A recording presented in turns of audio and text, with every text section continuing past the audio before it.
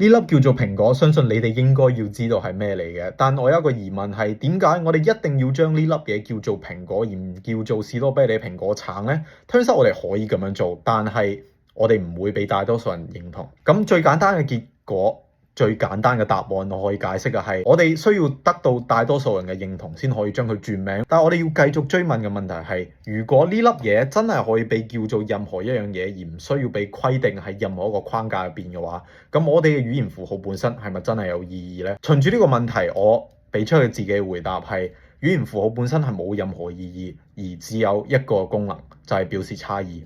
Let me explain。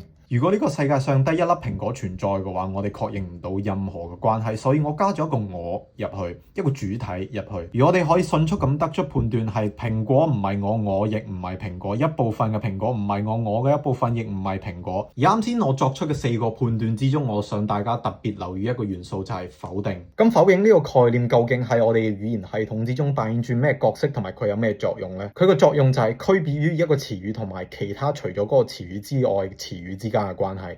咁樣講可能有啲巧口啊。呢一個係一個排球，我哋暫且咁樣命名佢。